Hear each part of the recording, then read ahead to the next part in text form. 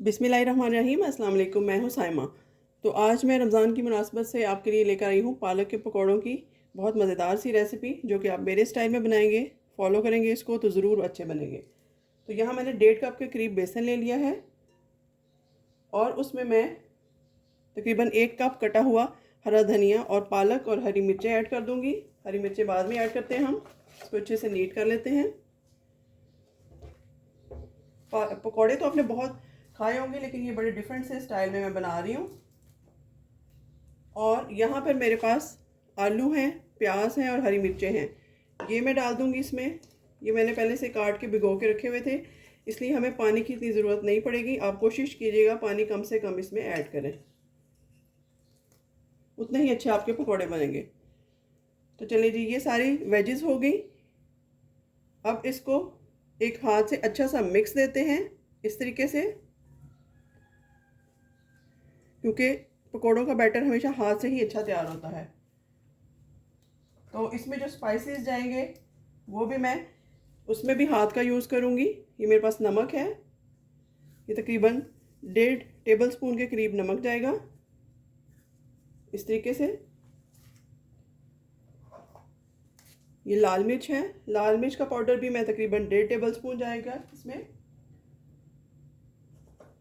ये डाल दूंगी। और थोड़ी सी कुटी हुई लाल मिर्च है मेरे पास दादर, ये डाल दूंगी। कुछ लोग इसको दरा मिर्च भी कहते हैं। ये जो पाउडर मैं बना के रखती हूँ, दरदरा धनिया, सुरख मिर्च और ज़ीरा पाउडर, इसको दरदरा बना के रख लेती हूँ। ये ज़रा ज़्यादा जाएगा, 2 टेबल स्पून के करीब। इसमें सौंफ भी है, इसकी खुशबू बहुत अच्छी आएगी पकौड़ों में।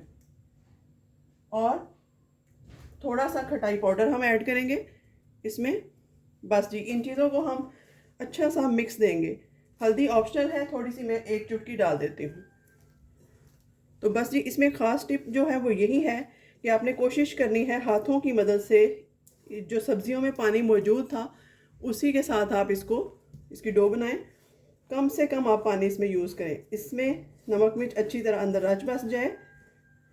तो यहाँ मुझे लग रहा है थोड़ा सा पानी यूज़ करना पड़ेगा, तकरीबन 4 से 5 टेबल स्पून, इससे ज़्यादा नहीं। ये डाल दिया। बस जी, अब इसको अच्छे से हाथों की मदद से हम इसकी डो तैयार करते हैं। अगर आपको ज़रूरत लगे तो आप थोड़ा सा पानी 2 टेबल स्पून के करीब और ऐड कर सकते हैं। तो यहाँ मैं और ऐड कर देती हूँ। बस जी, इतना ही जाएगा इसमें।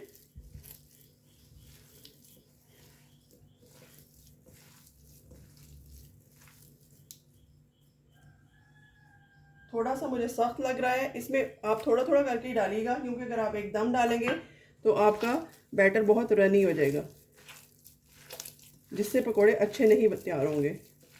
तो ये देखिए, जब आपको इस तरह की आवाज़ आने लगे तो तब आपका बैटर जो है वो रेडी है।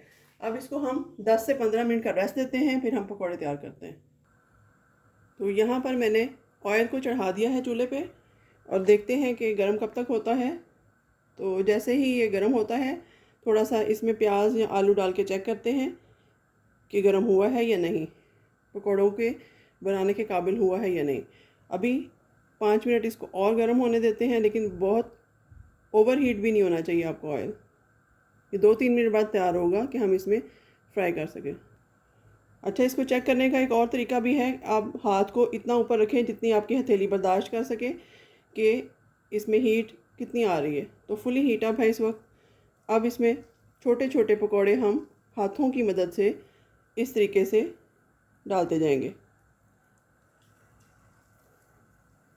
बड़ा अच्छा सा बैटर हमारा तैयार हो चुका है। तो इसमें मैं हाथों की मदद से छोटे छोटे पकोड़े जो हैं वो रेडी करके डाल रही हूँ, जो कि देखने में भी अच्छे लगते हैं और खाने में तो है ही मज़ेदार। आप मेरे तरीके से ज़रूर बनाइएगा, यकीनन बड़ा अच्छा रिज़ल्ट आपको देखने को मिलेगा।